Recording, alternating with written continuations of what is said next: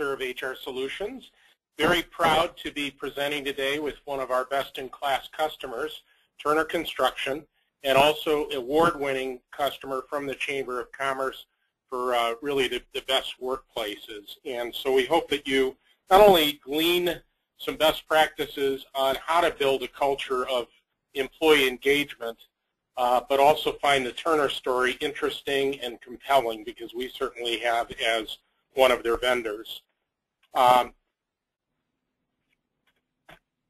What we'll be covering is first a little brief introduction or reintroduction to what employee engagement is, why engagement is important, and then we'll turn to the case study on Turner, and Tracy will field some questions that are related to their best practices and some of the challenges that they overcame to become a best-in-class culture and a highly engaged workforce.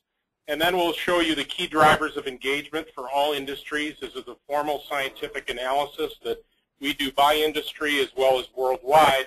These are very valuable because they share with you what is the most impactful key driver, soup to nuts, top to bottom, the 10 most impactful key drivers, and a couple of best practices related to some of those drivers. Employee engagement. Employee engagement is a emotional and intellectual commitment where the employees are sharing a strong desire to be part of the value of the organization that the organization creates. This is why you see so much talk these days about shared values, common goals, and shared mission statements. These employees feel an emotional bond to the organization. They exhibit pride and passion. Those are two things that those of you that are doing engagement surveys, if you're not measuring how prideful someone is in their job, you're missing a key measure of engagement. How passionate they are about the brand. Will they talk to their neighbors or prospective customers about the brand? That passion yields very real financial outcomes. As does the productivity that comes from the engaged employee who is ready to exert that extra discretionary effort in their job, creating better outcomes in terms of financial outcomes, better reputation, repeat business, quality in product value, and again, proud to recommend whatever service or product the organization delivers. We've actually trademarked the term magnetic culture because we think it embodies what engagement does. It does act like a magnet. It draws top talent in, and boy, does it make it tough for people to leave.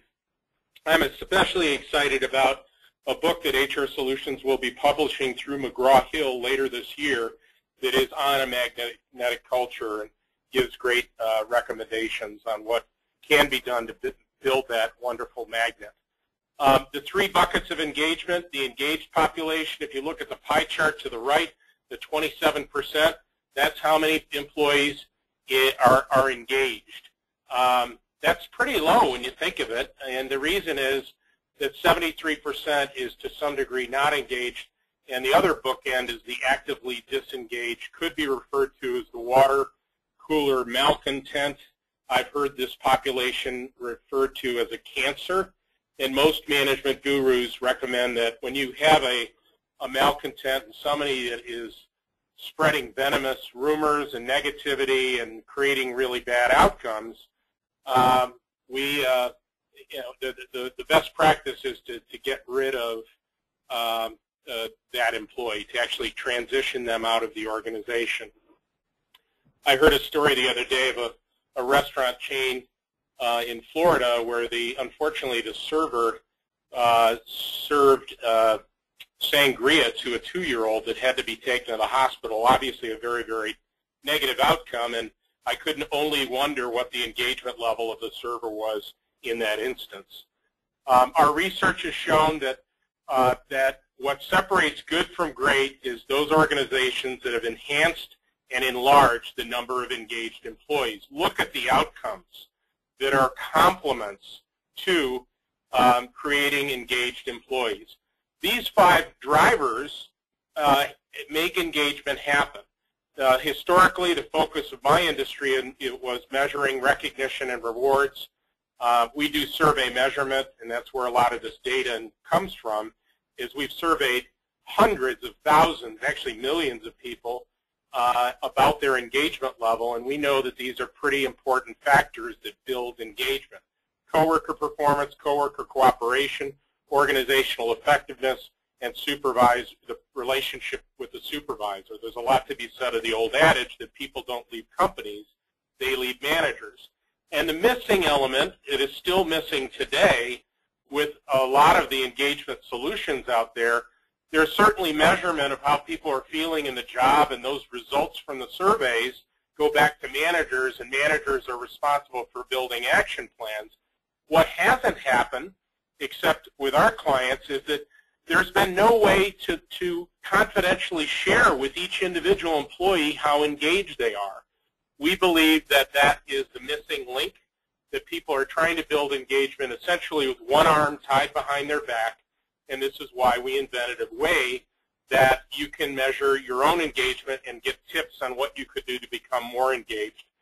Any of the participants today, if you want to get your own personal engagement report, you can go to our website. It's for free. You can order it once, and hopefully you'll find it helpful in improving your engagement level. And that website is www.hrsolutionsinc.com. Engaged employees are much more likely to feel recognized. They have great perceptions about their senior leadership team.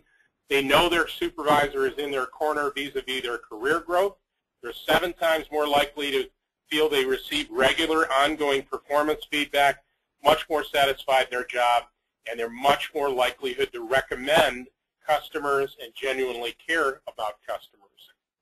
Now, what I'm going to do is briefly turn it over to Tracy, who will give you a little bit of background on Turner Construction and touch upon the sphere of influence.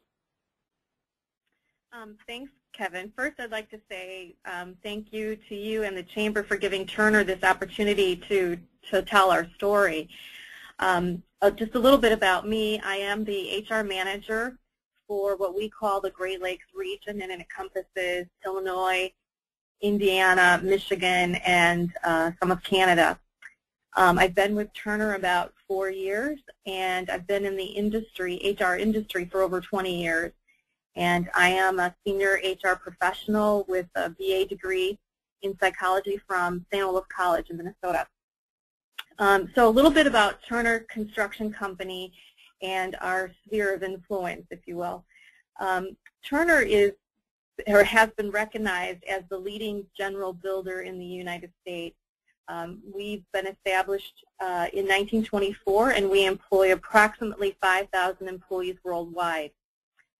Turner is the nation's largest builder in green, healthcare, education, sports, and correctional facilities market.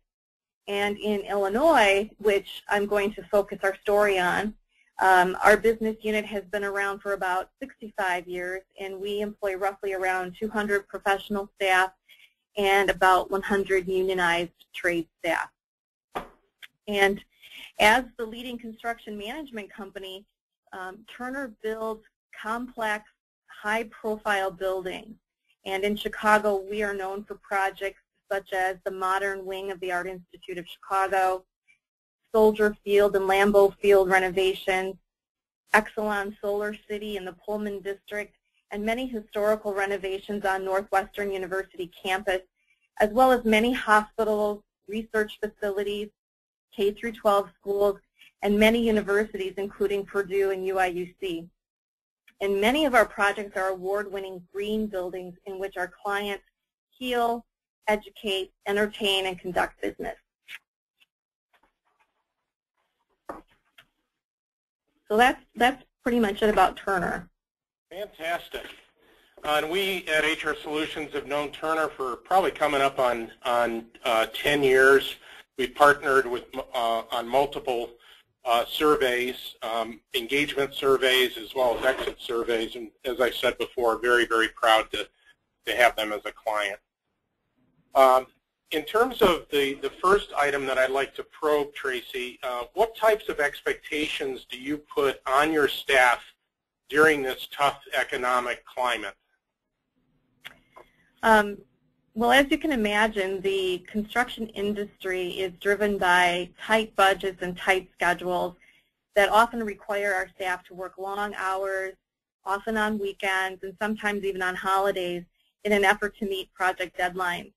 Our clients can be very demanding. The work is, like I mentioned, quite complex, and safety is always of a concern. And it's an industry where you go where the work is. Your job site could be 20 minutes from home, it could be 2 hours, or it could be in the next state. In this line of work, it is not only challenging for our employees, but it's also challenging for our employees' families. And over the last couple of years, with the changes in the economy, the demands on our staff and their families have been increasing. As I mentioned, I'm the HR manager for the Great Lakes region. And over the last couple of years, we've had to consolidate 3 business units into what we call this Great Lakes region, streamlining the back office administrative duties and requiring our staff to cover greater geographic distance to remain competitive in the industry. The consolidation was necessary and it makes good business sense, but nonetheless, it still placed extra demands and stress on our staff. And it's been a trying time for our employees. I can imagine.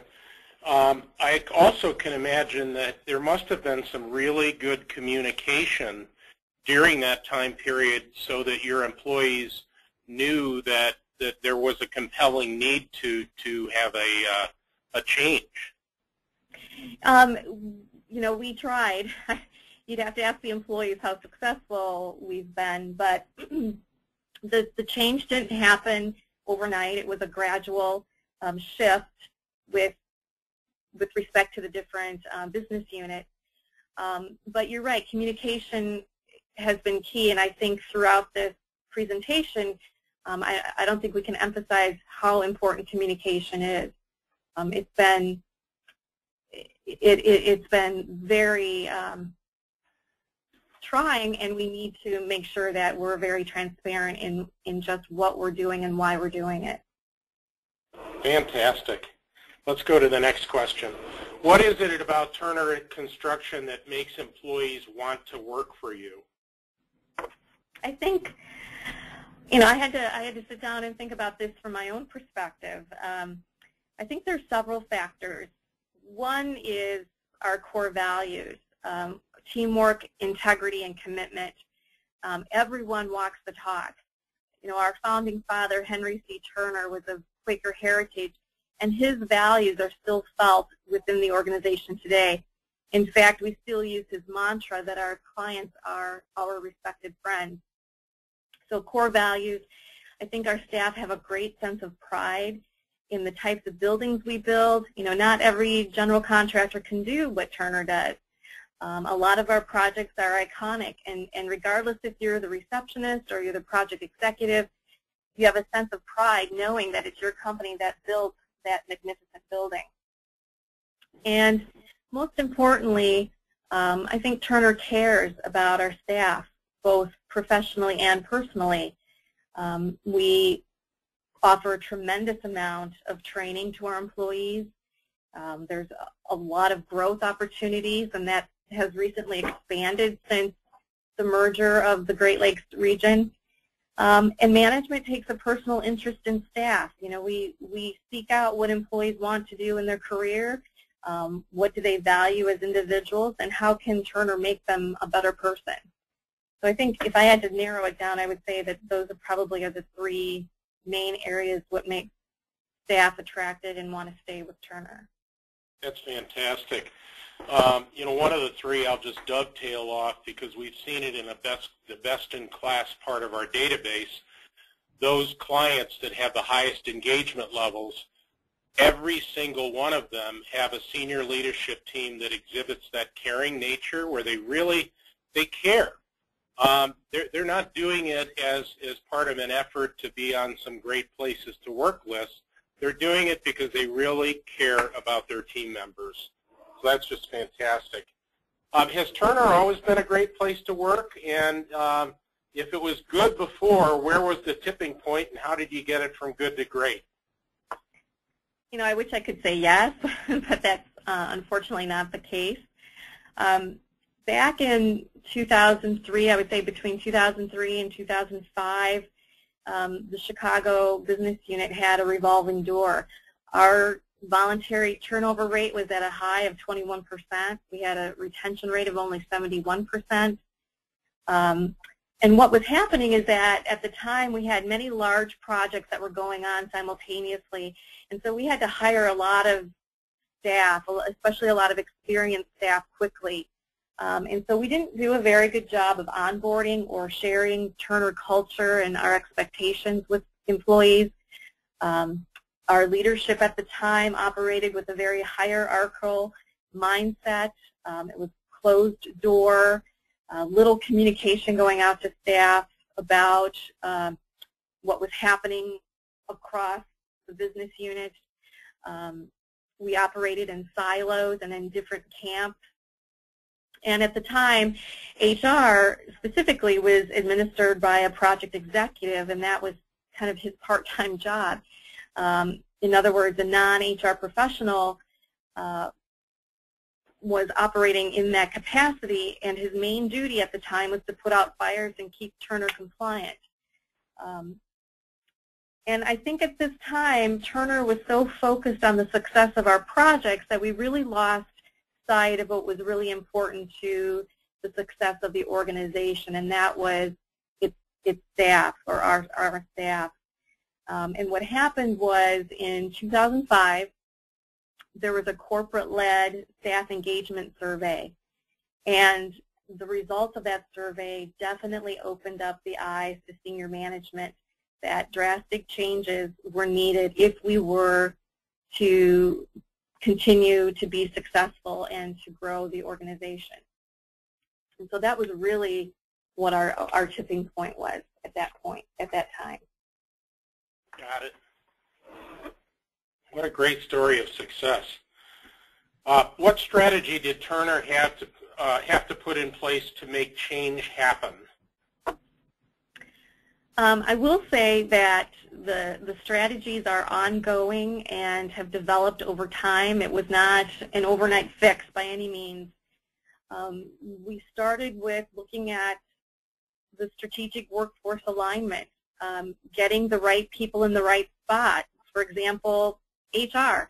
At this point is when I was hired in as an HR professional. We also evaluated the management roles, what was needed and who was best to fulfill those roles. Senior management realized that we couldn't operate in silos, and we couldn't operate with this closed door mentality. You know, we needed to communicate as one, and that communication was two-way. We needed to listen to our staff, and we focused on that two-way communication by implementing town hall meetings on a regular basis. At the time, our GM, our general manager, started a blog where staff could talk to him and ask him any questions in that, you know, electronic format. We had what we call monthly talking points, where it came from our senior operations meetings, and those talking points were disseminated to the management so that they had something to carry back to their staff to help the staff feel connected to the main office as well as what was going on at different job sites. And we definitely changed the mentality of that closed door atmosphere and made it an open door mentality. And that came with kind of the change in regime with our senior management. We also looked at workforce effectiveness. As I mentioned, we broke down those silos of our different divisions and created more of a team approach in management of those different divisions.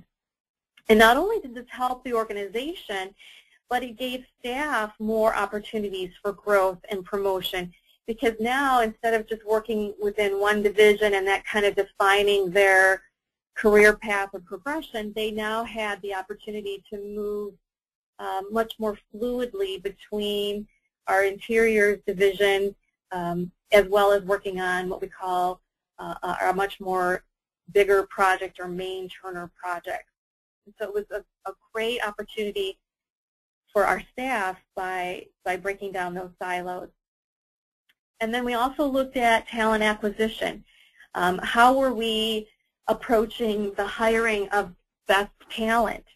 And we then implemented what we call a round-robin interviewing approach by a cross-job functionality. In other words, we have people from purchasing, our interiors group, engineering, HR, our operations manager, all interviewing new hire candidates, and all have an equal say and an assessment of the talent. So it's much more time intense than it had been in the past, but it's really paid off in dividends. And then we've also developed an extensive 5-week onboarding program. And then we've also implemented what we call a transition coach. So once that employee completes that 5-week onboarding program and they finally get to their job assignment, you know, if you're out in a job site, you might have only 2 or 3 other people on that job site. And so needing a coach or someone that you can feel connected to, we believe and have proven to be quite effective in keeping staff feeling that they're connected to the organization as a whole. Wonderful. You know, what you're saying, again, just is a mirror image of what we see with other companies that have best-in-class, highly engaged cultures. All of them score above the norm on communication-related items. Your comments about hiring right are also a best practice. The companies that have made the best progress and become more engaged are really more scrutinizing during the review process. They're asking behavioral review questions that can siphon out the people that would be bad hires. And then your comment about onboarding, it's gotten a lot more recent attention, but it still needs work at most organizations. Shockingly, this is a fascinating and shocking statistic. 1 out of every 25 new employees quits on their first day, which is, I think, not only shocking but telling about what can go wrong on the first day. People want to feel comforted by day 1 and even before the first day that they made the right decision in accepting the job offer. So I see those 3 things in what you shared, Tracy.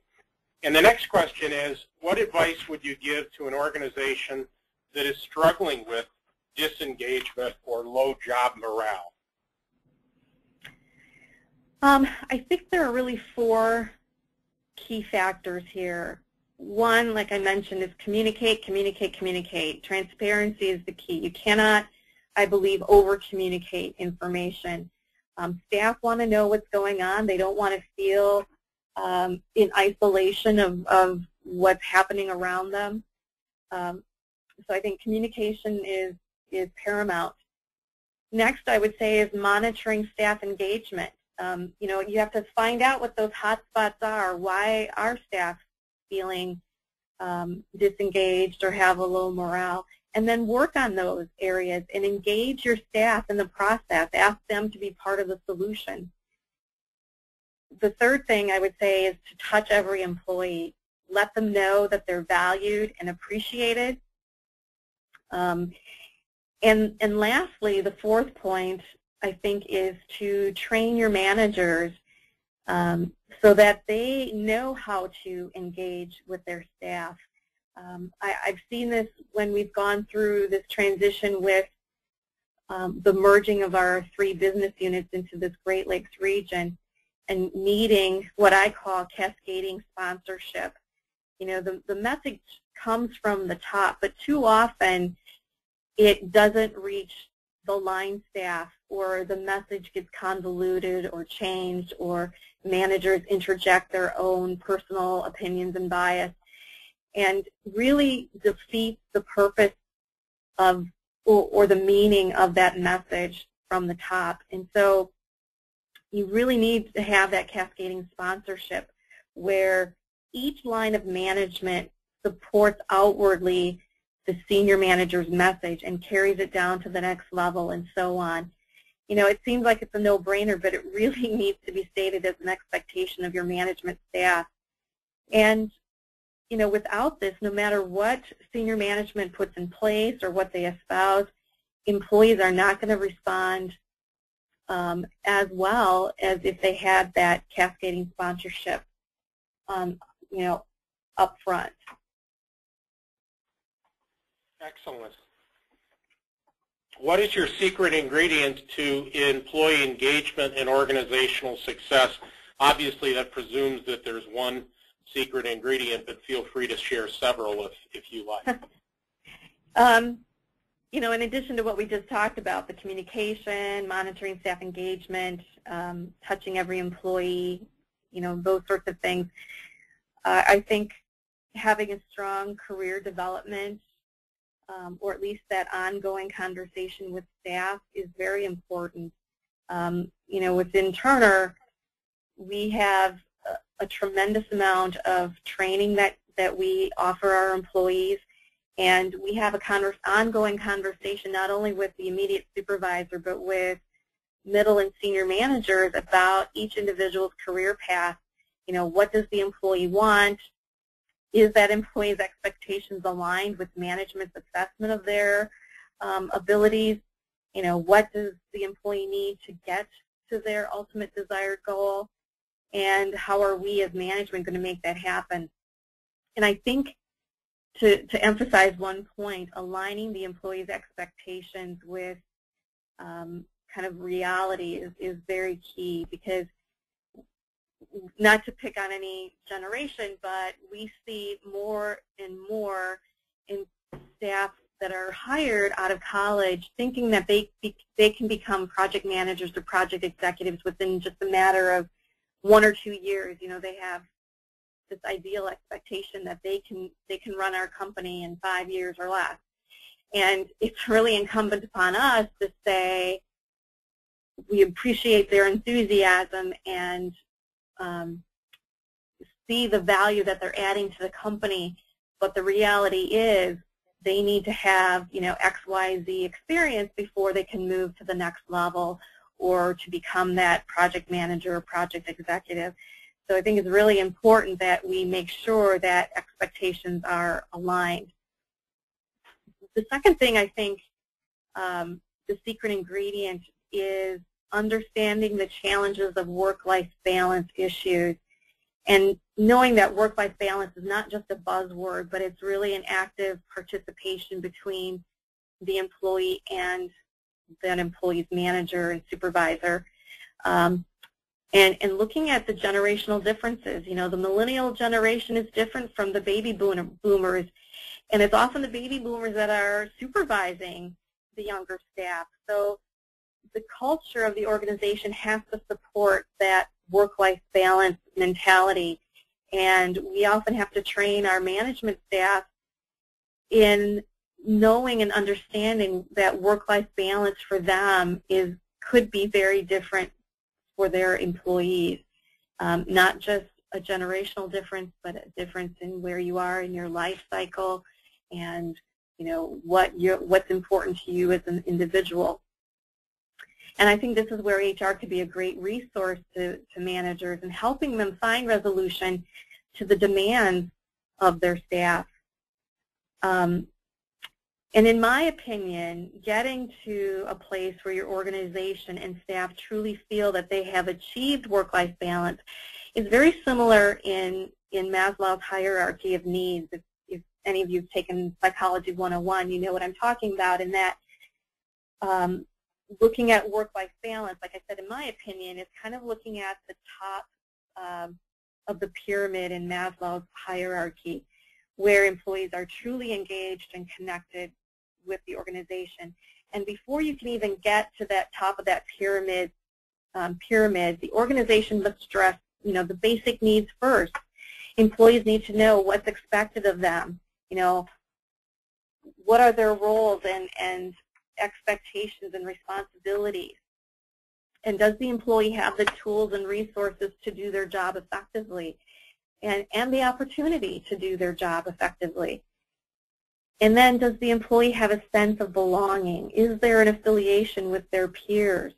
And I think once those basic elements are met, the employees will begin to feel engaged with the company and that their time spent at work is worthwhile. And as I said, work-life balance is more than just offering flex time and working from home. Employees really need to feel connected to the organization so that they believe that their time spent at work is of value and worthwhile. You can give them as much freedom and flexibility in their job, but the organization is not going to fully achieve a culture of work-life balance if the employees are not engaged at work. And I could go on and on and on about my philosophy around work-life balance. But lastly, I think one of Turner's secrets to success that we haven't really touched upon yet is social responsibility. The commitment to Turner goes beyond, the types of buildings we build and the amount of training we provide staff and the opportunity for growth and promotion. It's really about Turner's ability and commitment to contributing back to the community and allowing our employees the opportunity to contribute their time and talent to make their communities a better place to live. And this is really reflection on the business unit's commitment to good corporate citizenship and partnership.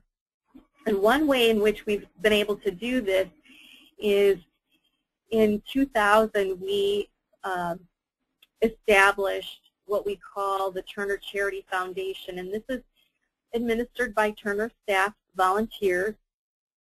And since then, the foundation has raised and responsibly distributed over $2 million to over 50 local 501c3 organizations, such as After School Matters, Threshold, the CARA program, Horizons for Youth, Ada F. McKinley, UIC Student Run Free Clinic, and the Women's Business Development Center.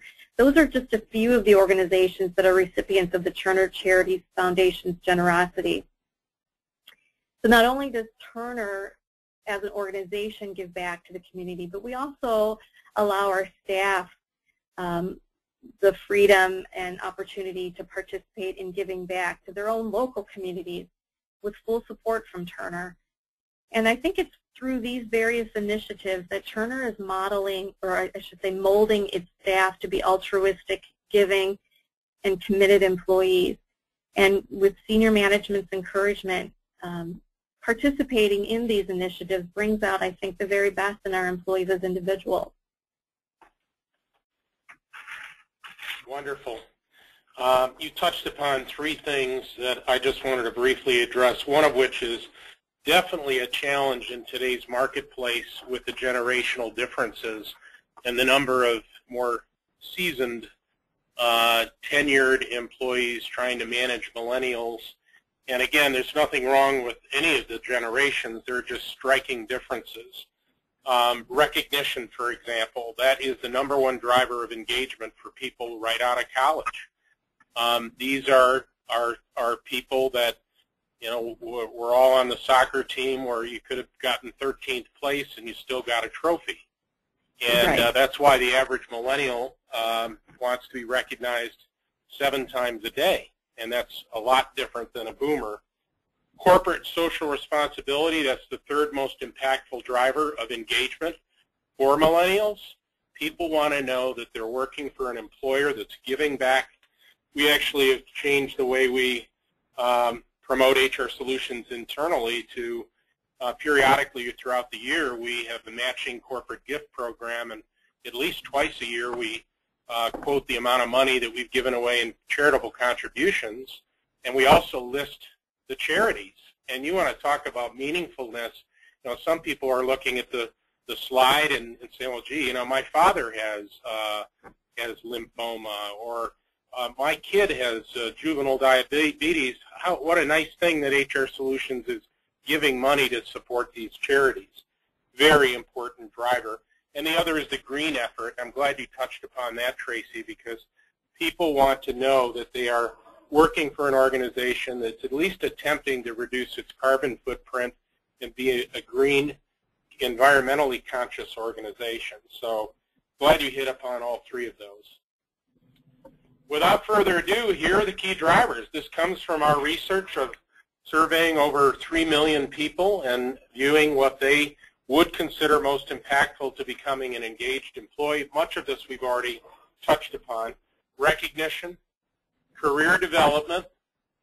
That third one, many organizations say, well, that's really number one, and it kind of is, because when you look at number 1 and 2, who's primarily responsible for recognizing and thanking employees? Who's responsible for having that one-on-one dialogue about career advancement opportunities and asking employees where they want to be 6 months, a year from now?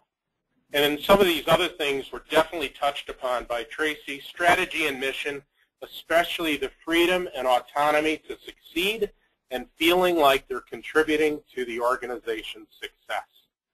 People want to do what they do best. Job content is critical to engagement. We touched upon senior management. Employees want to trust their senior leadership team.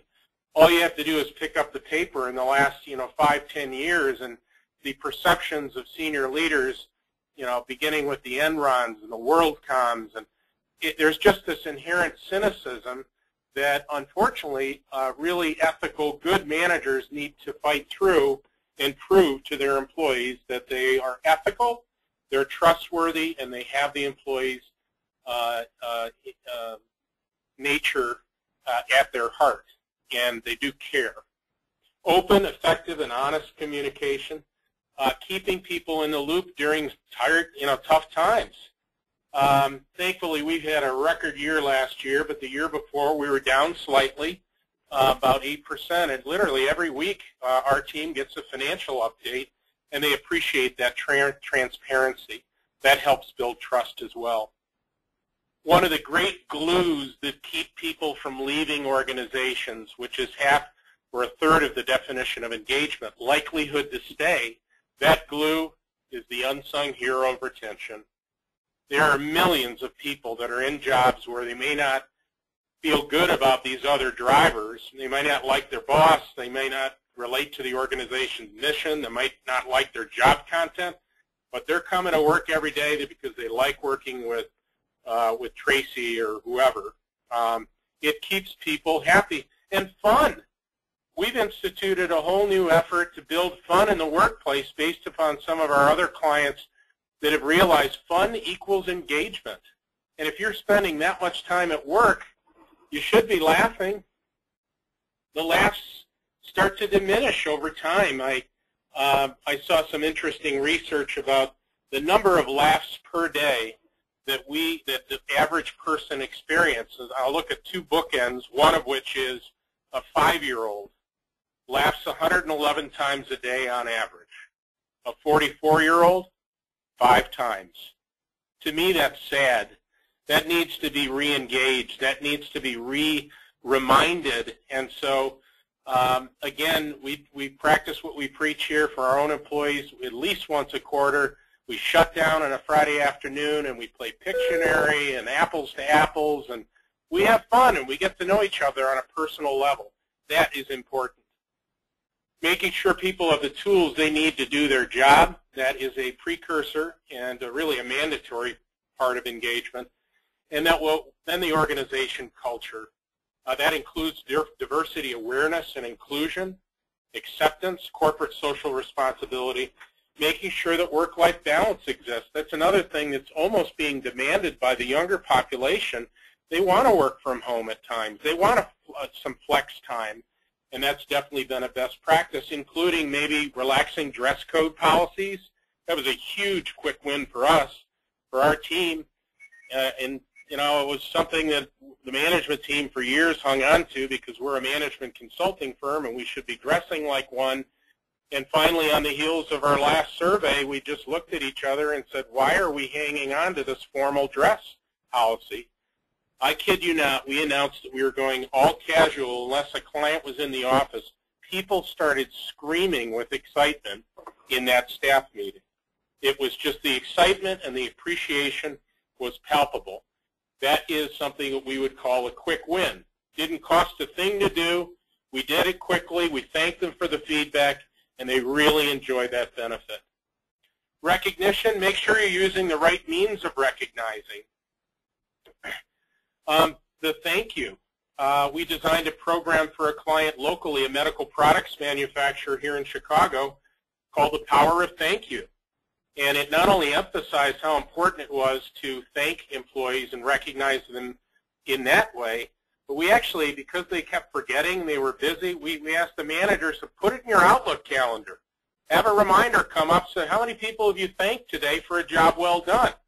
We then have put a little twist on it. We said every time you're thanked, you're going to pay it forward twice. You should be thanking 2 other people. That organization has seen their scores on recognition go up quite significantly, and the engagement levels. Make sure that you understand your direct reports' preferences for recognizing. I knew of one instance where there was a rather introvert employee, kind of meek, and her supervisor kept bringing her up and recognizing her publicly in staff meetings. And what he thought was a really good thing, she was horrified by. She did not like being singled out like that. So it's important to tailor it to the preferences. And many supervisors haven't really asked their direct report, how do you like to be recognized? I'm actually going to spend tomorrow afternoon, our leadership team here, one of the key pieces of feedback was, we recognize all these other employees, but we want to feel recognized too. So once a quarter, let's do something fun. We'll probably be in down jackets, but tomorrow we'll be at Wrigley Field in the wind and possibly the snow, and we're going to have a great time, and it's one more way of thanking the management team for a job well done and recognizing them. And these other ideas are pretty common.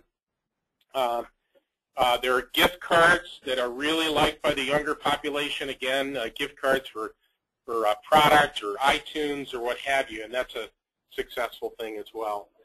So supervisor is critical, and taking it beyond the senior leadership team, but holding managers accountable for the best practices of leadership and managing. Let employees know that you are available to them to have these dialogues, to talk about their career. Write down what they say. It's a signal to them that what they're saying is important, and you can track it. I actually once a month ping my direct reports and ask them, what did you learn during the last month, and what do you want to learn during the next month? People want to grow. What a great vehicle through which, and again, this is in my Outlook calendar, I'll ask, and again, what a great opportunity for them to know that I care, and our clients have used that quite effectively as well. Do not take a one-size-fits-all approach. Appreciation for a diverse workforce and diversity in all senses of the word, whether it's gender diversity or ethnic diversity or generational diversity. They should be embraced, the differences, and your program should be tailored so that you're matching the engagement solution to the population that you're hoping to get engaged. Open and effective communication. There is a proven correlation between engagement, job satisfaction, and communication. How are we doing on this? Not so good. And when I say how are we, I mean collectively, corporate America. Look at the answers to 2 of my favorite employee survey questions. Where do you prefer to get your information, and where do you get your information? Well, where do I prefer? That's the #1 choice. I want to hear it from my boss. I don't want an email. I don't want a voicemail. I'll read the newsletter, but that's not my preferred source. And, of course, look at the next statistic. How many people report that they're actually receiving that information from their manager? Less than half, or only 33%. That is a commentary, and not a good one, on how effective managers are at communicating. You might see this at your next management meeting, where you watch someone announces a new initiative, some exciting movement. Watch the room break up. People, what do the managers do? Do they have a default reaction that says, oh, this is great, I'm going to go share it with my team? No. They go back to work. They don't immediately say, you know, I had to have a huddle on this. So those are some of the best practices. If there's something you regularly want to visit, put it on your staff meeting agenda. I do this with the employee survey results. Every single staff meeting, we touch upon some other success as it relates to our engagement survey and what we're doing with it, touch upon quick wins. We'll celebrate departments and what they did with the employee survey results. Tracy mentioned the blog. That's becoming a very, very popular practice, and it is among our best-in-class customers as well. Organizational culture, I think we've touched upon this enough. Those are the best practices.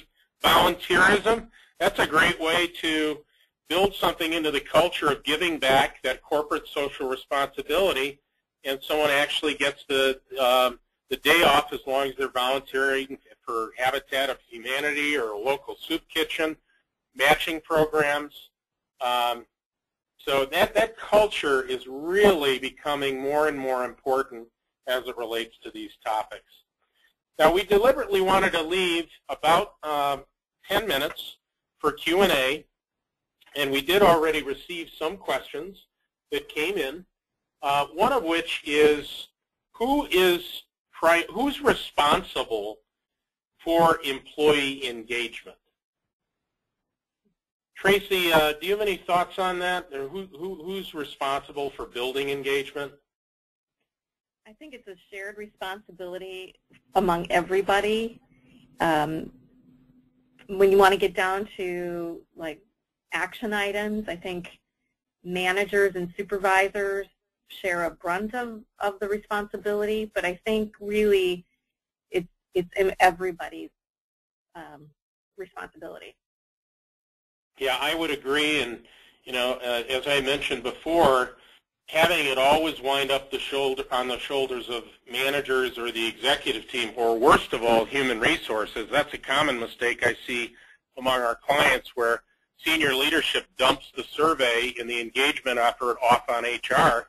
Well, that's the wrong place, not because HR isn't qualified to do it, but they're not the owner of a successful engagement effort. It's got to be managers must be part of that, but employees are really left out, and they shouldn't be left out. They really want to know how engaged they are. Most employees, when afforded an opportunity to see that their engagement level, most opt to do it, especially those who are actively engaged employees. And this is something that I think really illuminates that my industry for years was asleep at the switch, where we kept dumping results back on managers. We did good work, and we trained the managers to take it seriously, but no one stopped and said, wait a minute, when does the employee begin to accept ownership for their own engagement level? And I'll give you an example of this. My favorite example, any good engagement survey will have a question that's asking the employee, are you getting clear instructions from your manager? So under the old model, we'd go back and we'd deliver the results, and we'd say, you're 10 points lower than everyone else. You're apparently not giving clear instructions. Well, that was not really a smart approach, because it allows the employee to almost lean back and say, yeah, give me better instructions and I'll become more engaged. When on the face of it, the employee, if they feel they're not getting clear instructions, could they do something like ask for clarification? This is a whole new meaningful way to build engagement. Those management teams that have made the greatest progress have commitment from the top. I know we have several clients on the phone, one of which is representing Hershey Entertainment. Judy Henry, a shout out to you. I will not forget the first senior leadership meeting we had where your team embraced the results and held managers accountable for making positive changes, which is really, really important. It can't be a one-off thing. It is a journey. I know that our clients that have made the best progress are doing this annually. They're getting regular measurement, and they're getting regular outcomes.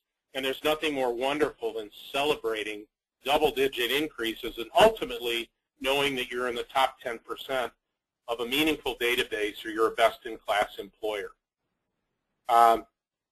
You know, one thing, Tracy, I was going to ask you about, because along with the challenge of the generational diversities, we did have a couple of questions that focused on something I've seen become more common, which is how do you engage the virtual worker, the worker that's maybe on a project site. They don't go to an office, or they might go from project site to project site. They're mobile employees. Do you have any best practices on that, Tracy?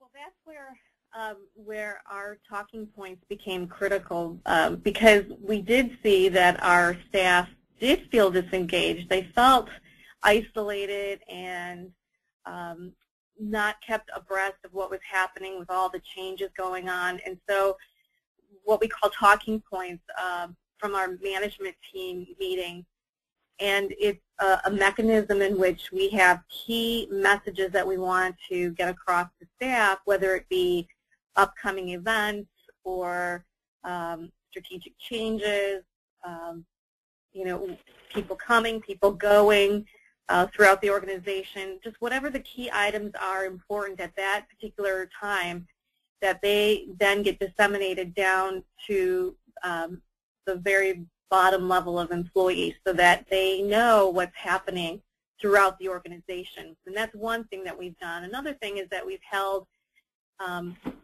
quarterly town meetings in which all staff can come, and we call it lunch with the GM, where, you know, over pizza or something, he will have an open forum, ask any questions. Anybody can come. It's fair game to, you know, ask anything you like of the general manager and senior management team. And so we do that quarterly, and we do it in different locations each quarter, so that we really do give staff the opportunity to come and ask and participate in those luncheons. And then we do fun things like you just mentioned about your staff going to the Cubs game. Well, you know, we periodically throughout the year have fun entertainment that we get our staff together and hopefully can participate. You know, at least once it'll be just staff, and once a year it'll be staff and their significant others, because we don't want to forget about the sacrifices that they're you know, that they make as well in helping the success of Turner. That's wonderful.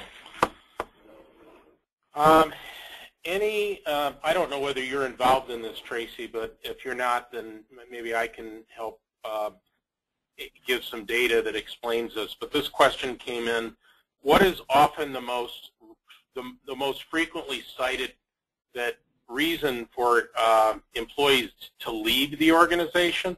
The number one reason for leaving for voluntarily termed employees?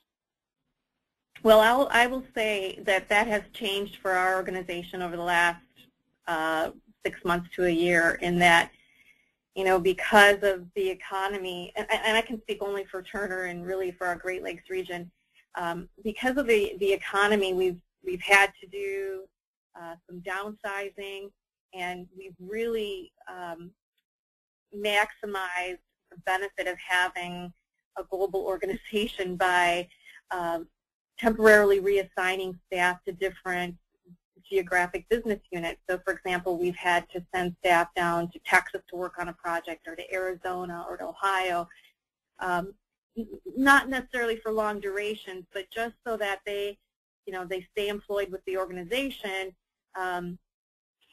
and not have to lose their job or be furloughed or have a reduction of force and then come back, you know, months later.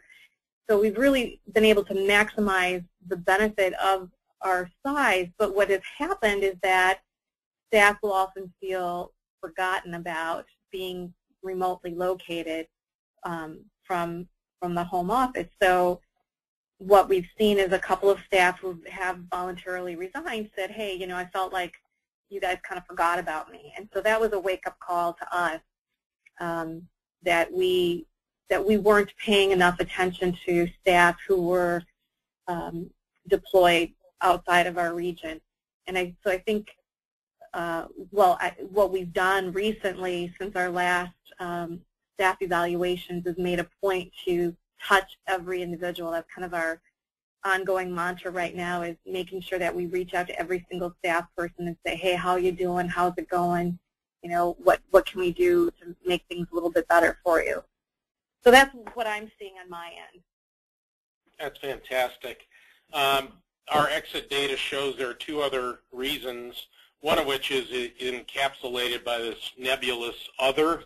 And when we peel the onion back and do one-on-one interviews, you often find that the other is either work-life balance or just basic job stress, especially during this perfect storm of disengagement where people, you know, their coworker was let go, that there were a friend, and then they were given the job duties, and stress can be a primary motivation to leave. And then, interestingly enough, although not a historic engagement driver, compensation is, especially in this economy, a reason for leaving, which is why, in our opinion, a good engagement survey should have some measurement of how people feel about their comp and benefits. It gets back to Tracy's comments about Maslow's pyramid there. You have to provide the basic fundamentals. And so we see that as important. So I know some of the most popular surveys out there, including the Gallup Q12, don't ask about compensation. We think that is not smart because people do leave, especially ambivalent employees who are in the middle and not engaged. This has been wonderful, Tracy. I think you did a wonderful job. And Peggy, I don't know whether you want to close it out, but this was a lot of fun. I'd like to thank you, Kevin, and thank Tracy. I believe we've had a very interesting time here, and we hope to have our guests join us in the future. Thank you. Thank you.